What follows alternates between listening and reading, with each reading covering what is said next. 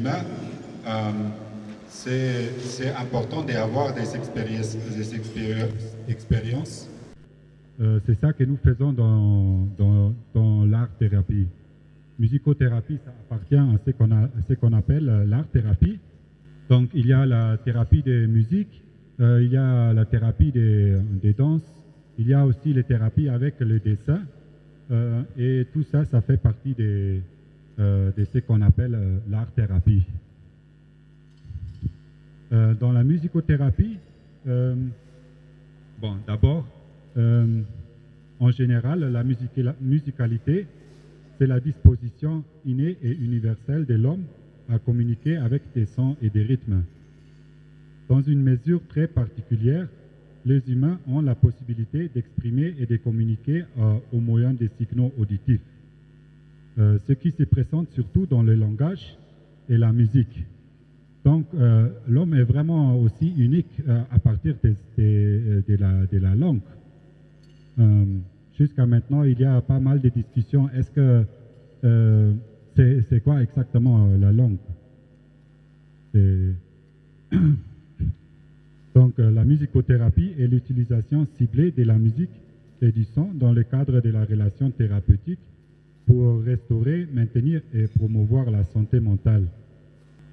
Finalement, l'objectif est de donner au malade le contrôle de son corps, de son esprit, de ses paroles et de ses sentiments.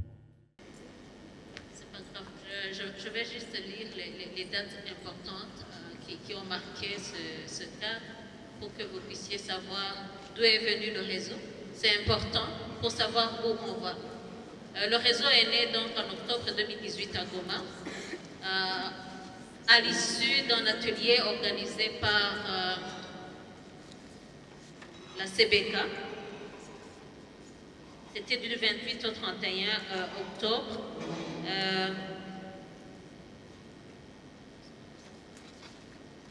Dans le but de réfléchir ensemble et d'échanger sur les approches communautaires du processus trauma-intégration. Donc, le mot était déjà là. On n'a fait que officialiser sa nomination parce que vous voyez déjà dans le titre qu'on avait pensé au trauma-intégration. La deuxième date importante, c'est en mars 2020, juste avant Covid. Il y a eu une autre assemblée régionale ici à Kigali sous la houlette de CPR. Et là également, c'était pour statuer ou travailler sur l'institutionnalisation de ce cadre. Et la troisième date importante est aujourd'hui, ces assises, 2020, je m'excuse, c'est une erreur. C'est 29 au 30.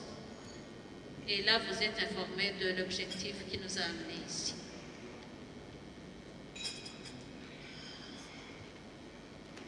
J'avais mis des réserves dans le slide précédent.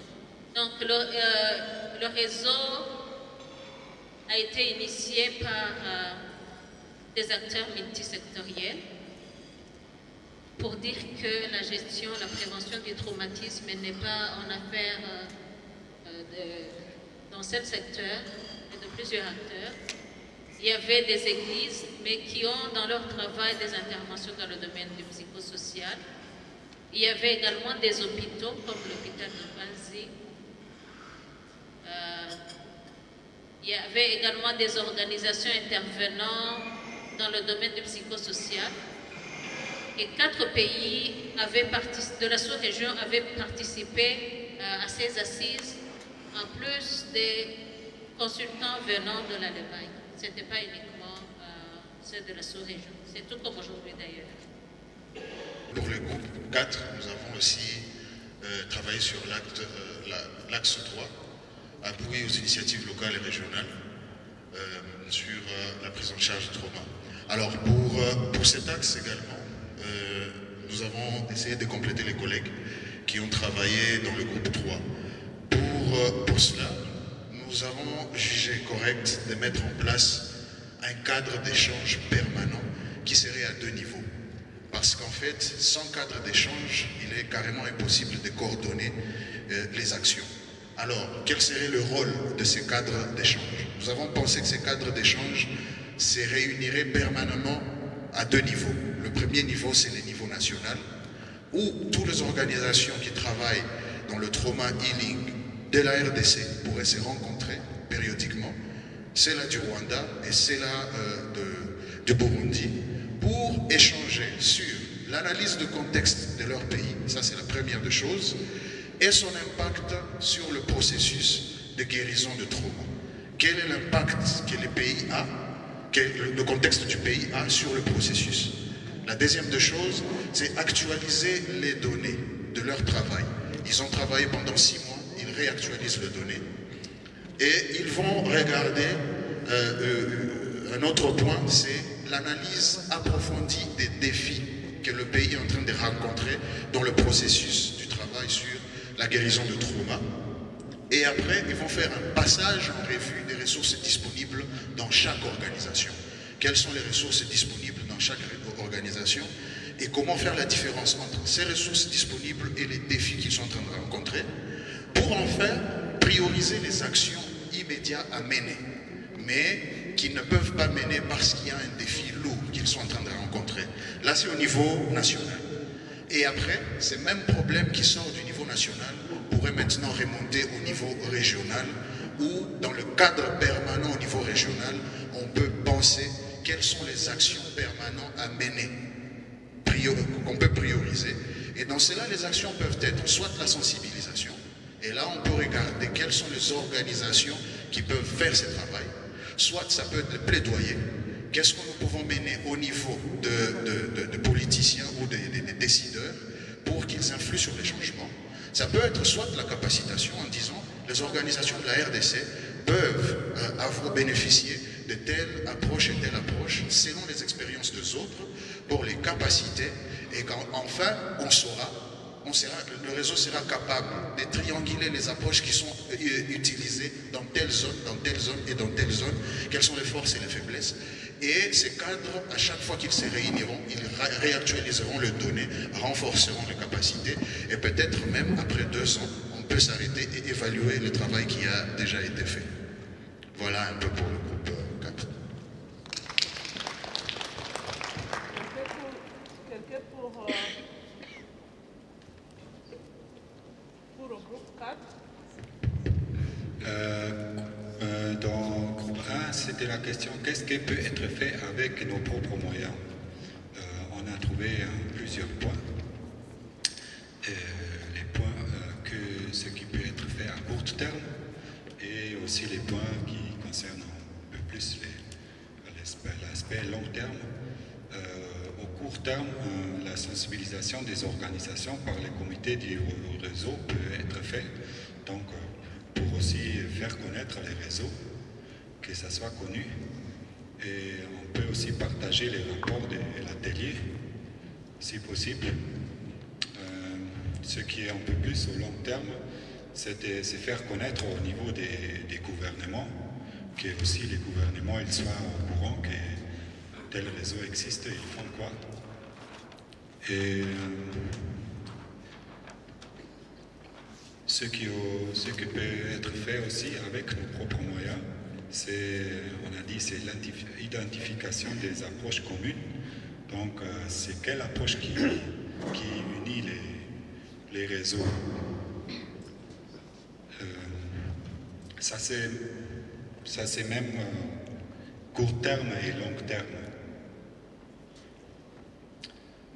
On peut aussi organisation des supervisions et des interventions, d'abord au niveau régional et national, parce qu'au niveau international, peut-être ça va aussi demander un peu plus de moyens.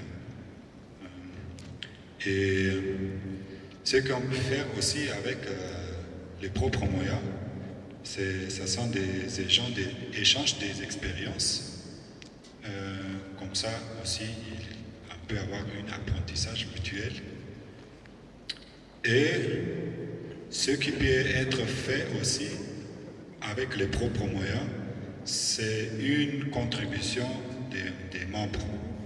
Donc que les membres aussi contribuent avec ce qu'ils sont pour quand même faciliter les activités qui sont nécessaires pour que le réseau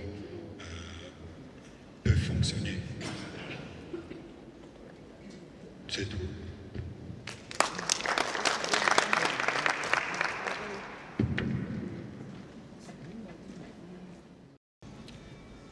Bonjour encore une fois.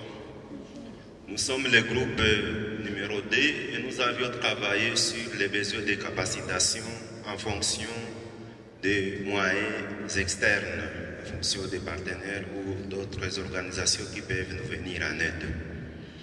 Et nous avons pensé qu'il fallait d'abord la première activité, identifier les ressources internes et externes au niveau des approches, expériences et besoins.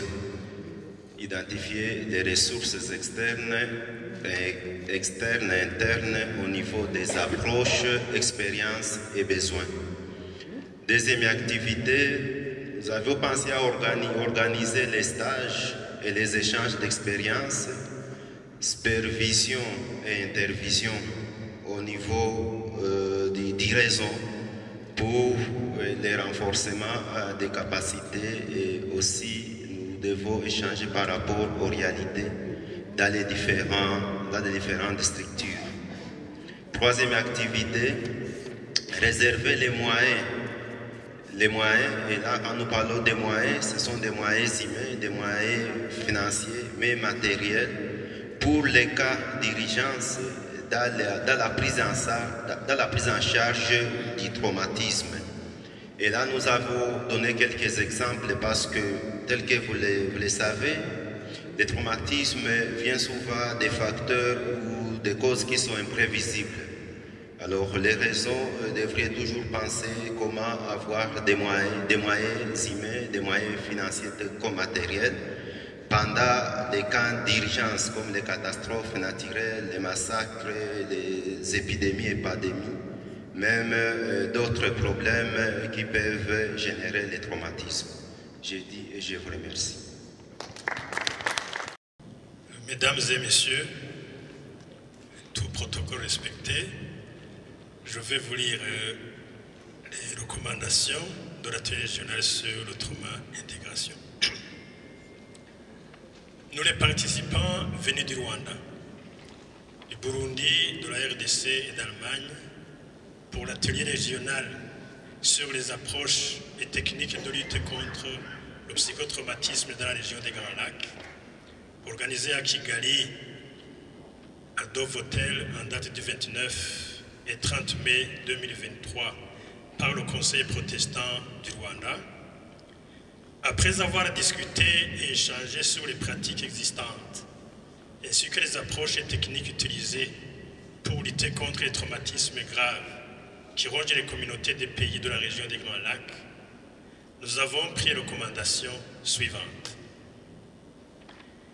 À l'endroit du comité du réseau Trauma Intégration Grand Lac, multiplier des actions d'échange avec les membres du réseau par des visites sur le terrain pour vivre en réalité les approches apprises dans cet atelier, c'est-à-dire au Rwanda, au Burundi et en RDC. 2. Réaliser des formations pour vulgariser l'approche ROTAT dans la région des pays des Grands Lacs. 3. Renforcer les capacités des intervenants dans le service de santé mentale. 4. Créer un site web de communication pour échanger des expériences des uns et des autres. 5. Interpeller les partenaires financiers du trauma intégration à financer des projets à longue durée pour plus d'efficacité. À l'endroit de PPLM, mobiliser les fonds pour financer les initiatives existantes et à venir dans le cadre de promouvoir la santé mentale dans la région des pays des Grands Lacs.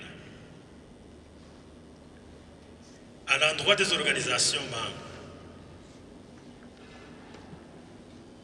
travailler en étroite collaboration entre les partenaires pour pouvoir lutter contre le trauma et ses conséquences.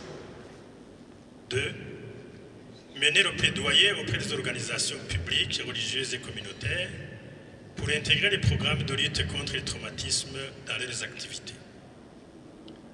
3. Renforcer davantage l'approche communautaire dans nos institutions respectives. 4. Former les enseignants sur la détection et le traitement des troubles de comportement et d'apprentissage. 5. Renforcer le partenariat entre les différents intervenants de la base au sommet dans nos pays. Les intervenants psychosociaux, les églises, le gouvernement. 6.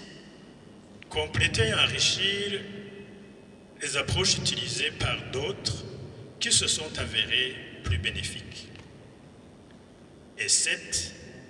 Expérimenter les différentes approches apprises dans le présent atelier. Pour terminer, permettez-nous d'adresser nos remerciements aux personnalités suivantes. À toutes les organisations présentes qui s'investissent dans la promotion de la santé mentale. Aux membres du comité du réseau TIGL qui ont pris cette initiative de promotion de la santé mentale. Au CPR pour l'organisation et la tenue de cet atelier régional. Et enfin au PPLM pour son soutien financier et son accompagnement technique.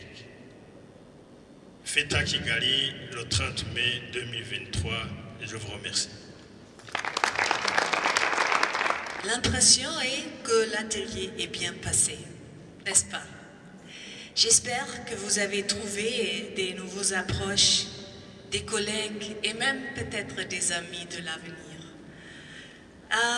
Oui, en dernière séance, j'ai entendu des idées pour le réseau, comme pour des formateurs, comme faire une cartographie ou un mapping. Oui, les formats online et beaucoup des cadres d'échange, n'est-ce pas? Il y a des idées dedans, vraiment beaucoup.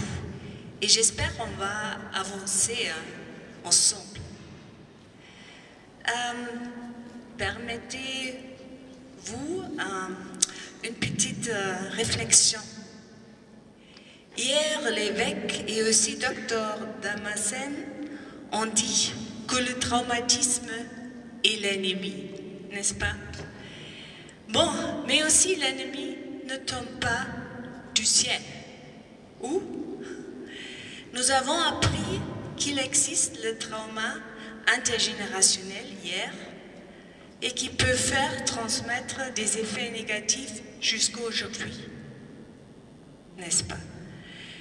Par contre, il y a aussi le contexte d'aujourd'hui. Il y a des conflits armés, lesquels on a vu dans la région nord du Goma. Des morts et des gens disparus et des réfugiés traumatisés encore une fois. Ça répète et nous trouvons les symptômes de traumatisme. Mais il existe encore des causes des conflits, n'est-ce pas?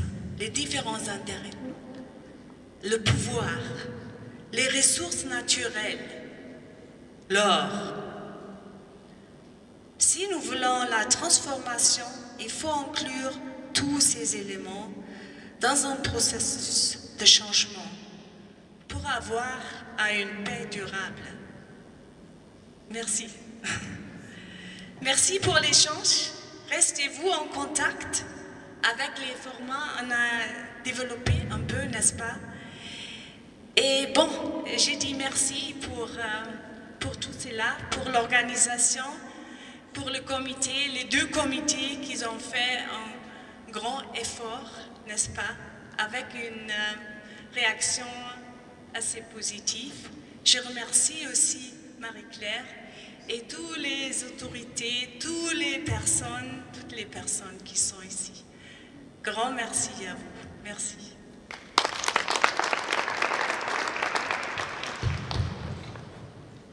Je n'ai pas beaucoup de choses à dire, mais je vais quand même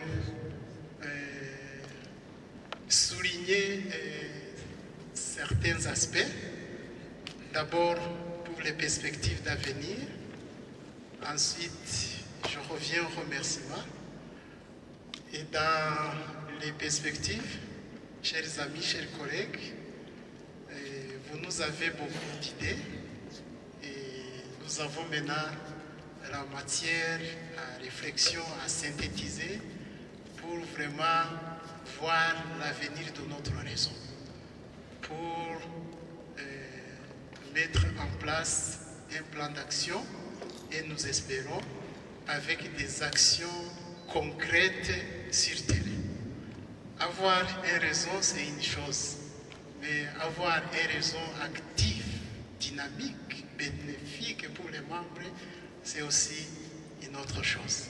Et ça demande pas seulement la sagesse divine, mais aussi les efforts de chacun et chacune de nous. Et en tant que président du réseau et les membres, et vous, nous espérons que dans l'avenir, nous allons essayer de faire des progrès.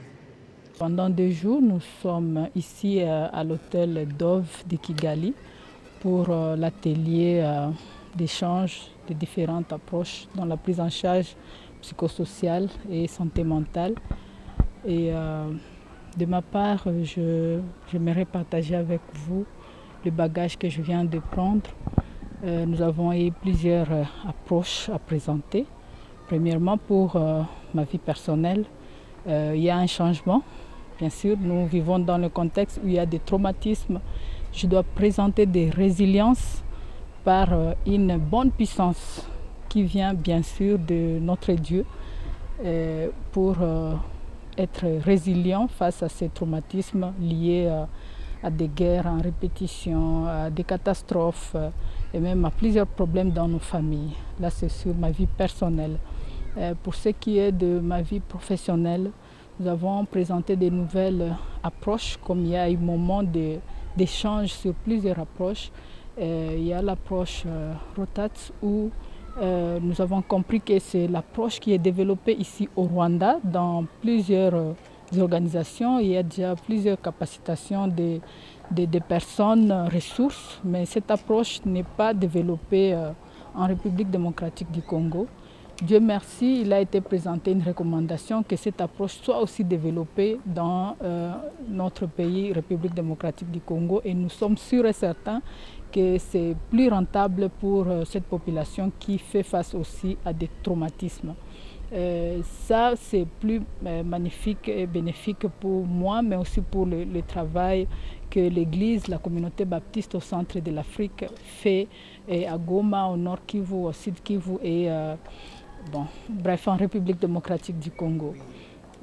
Il y a l'approche qui est AMI et applique la bonne puissance. Je crois aussi que c'est une bonne approche qui peut être intégrée et que si chaque personne dans sa nature, dans sa famille, comprend ou a une connaissance sur cette approche, va développer ses propres moyens à faire face aux différents traumatismes que nous rencontrons dans notre vie de chaque jour. Pour ça, je suis sûr et certain que les séances de sensibilisation, d'information, d'orientation sont nécessaires dans nos communautés respectives parce que plusieurs personnes ne sont pas informées et comme ils ne sont pas informés, ils se perdent et ils sont victimes de traumatismes. Donc il y a encore un travail à faire et nous sommes sûrs et certains que les participants vont partager l'expérience et ils vont mettre en action les acquis reçus de cet atelier. Merci. Madame, on vous a désigné de recevoir la prochaine réunion régionale. Ça signifie quoi pour votre organisation?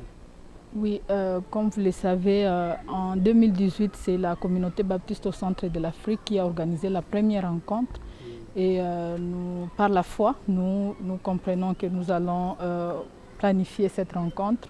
Et je dis par la foi, et nous pouvons tout par celui qui nous fortifie, notre Dieu. Et nous espérons que autant opportun, cette rencontre aura lieu en République démocratique du Congo.